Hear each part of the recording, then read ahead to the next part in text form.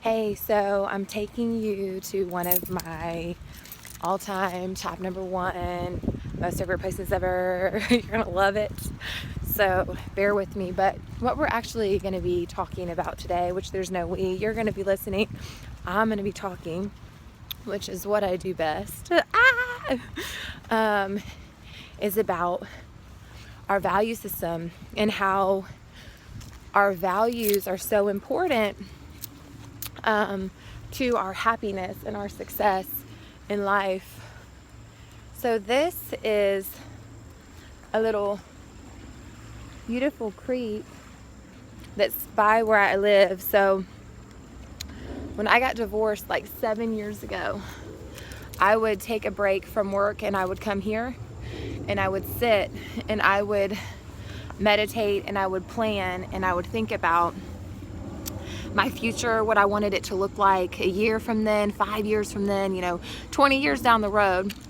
And I would sit in this spot and I'd watch the river and I would think about how my life was changing and how it was going to be different, how it was becoming a different life. Let me put these sunglasses back on because this is actually just like yesterday's makeup. But so what I want to talk about today is our value system and how when we have a way that we think life should be, that's awesome. You got to have a way you think it should be. It's like a goal, you have a goal and that goal is how you think life should be. So, but when your life can't be the way you think it should be, then you have to tweak things, and so you have to find balance in a new life. And just like I was talking about, I got a divorce several years ago from a guy. We just weren't right together. We were super young. We had a lot of passion. We had a lot of things in common. We shared a lot of our beliefs and whatever, but he's remarried and she is beautiful and awesome and I love her to death and they are right together and they're so happy. And I am with the love of my life and we are so freaking right together. Yeah. So, but the person that I was at that time, I was trying to figure out, okay, so how do I give time to my kids? Because I had 2 kids. How do I make money and provide? And at the time, my ex-husband, we were young kids, and he's like, I'm not giving you any money, like, bleh. And so we had to work out an agreement of how we were going to make a new life work. And I had to figure out, how am I going to make this new life work with these kids and no financial money coming in? And so I don't want to throw shade on him and make him sound like a bad guy. So he worked out an arrangement for me that was worth $200 a week in child support. So it was worth $800 a month. And we kind of balanced our schedule. He helped me a lot. He was a good dad. And by good dad, I mean he was available. He never, ever once didn't show up. He never, ever once, never did my kids ever sit at the doorstep looking out the window waiting for their dad to come. That just never happened on either of our situations. There were a couple times he was sick or I was sick and we would share the burden. But so I want to talk about values, okay? And so I thought, I got to figure out how I'm going to live with this new set of circumstances because I had been fortunate enough to be a stay-at-home mom when my kids were small, and so I didn't have to think about where the money was going to come from because the money was going to come from my man. He was going to bring me that cash money. And so I realized that I had to create a schedule that was going to show my values. And so I dedicated 3 days a week that I worked long days. And 2 of the days a week I worked really long days, like 18 hours, 14 hours, 16 hours. And then every other week on the 3rd day, which was a Saturday, I either worked like an 8 to 10 hour day that started really early and ended by 5, or I would work all day until like 11 o'clock at night if I could. I did hair. I was a hairstylist, so I rented a spot. I rented it for those 3 days, and I made life work, but I had God's favor on my behalf too. So let me tell you a little bit about that. When I first went back to work, I borrowed $1,400 from my grandparents.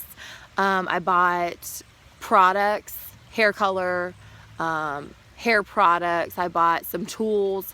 I had to buy some new things. I hadn't been in the workforce for like 3 years. I had a bunch of dated equipment that needed to be updated if I was going to be charging people $120 to color their hair. And that's what I spent the money on. And so within the first month of working and being in my own apartment, I paid my grandparents back half of the money, a little over half, $750. Within 3 months, I had paid off $1,400. I had $600 of rent. I had a cell phone bill. I had utilities. I had gas, obviously, grocery expenses. I didn't have any welfare services. I didn't ask for that support. And so I think that my faith in God was really strong. I clarified what I wanted and I went for it, and I did it 100 level, like level 100. I was just boom in it.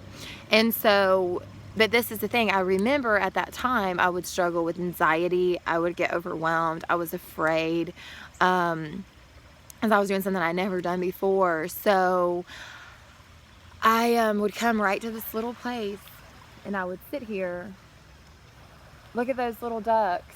Oh, can you see those little ducks? Let's see if we can zoom in on them. I don't know if we can, but can you see the ducks? They're so cute. But I realized that like every day I would come to this beautiful spot and the peaceful serenity of just watching the water move across the rocks. And I was also reading about Tao, T-A-O, and I was studying what is that. It's a watercourse way. It's nature can direct you through life. And but I realized this is the thing, you got to know, what do you want? And if you know what you want, you can figure out what you have to do to get it. Because I was a single mom with no child support income, my ex-husband at the time, he had sisters who watched our kids for $20 a day, which was cost him $40 a week. There were 2 places I found that I would consider taking my kids to for 2 days a week. It was $189, $200. And so he really hooked me up. It was really cool the way that worked out. And that was God's favor on my life. The universal force of all things good. But I can tell you this, I knew what I wanted. And what I wanted was to be with my kids.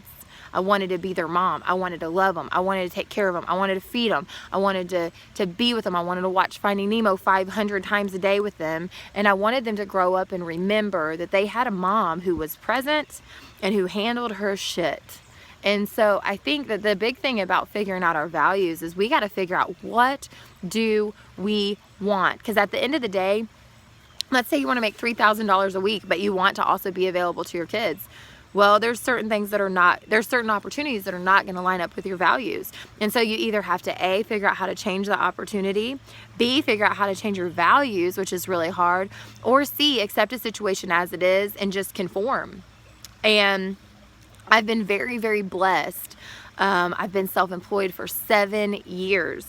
7 years I have done my own thing. I've been my own boss. I've hired myself every day to provide for me and my 2 kids, and we've done great. I've never lived with a man. I've paid my own bills. I've done my own thing. I've had some support from my family for a little while, but that came at a price for sure that I wish I would have just like wrote the check. But I can tell you this, if you know what you want and you know what's important to you, there is an unstoppable force of good and of God that will work with you to help you find the right opportunities and to achieve it. But in order to declare our values, we have to know what we want and what we're willing to sacrifice to get it. And if the sacrifice is worth more than the benefit, life is a poker game. And so risk equals reward. Sometimes if you can place a good bet, you can really win at life. And so understanding that is so huge to finding success and finding happiness. So I hope wherever you are that this encourages you today to sit down, get a list, write out your goals, create a vision board where you post a bunch of pictures on a board that show you what your goals are in actual tangible material goods and pictures of things that you want to manifest in your life. I've done that every year for 7 years, and I can tell you every year for 7 years my vision board has changed and evolved because a lot of those things go off because I achieved them in those years. So I encourage you to take some steps toward your own personal empowerment and personal development and creating a mind, body, soul balance in your life.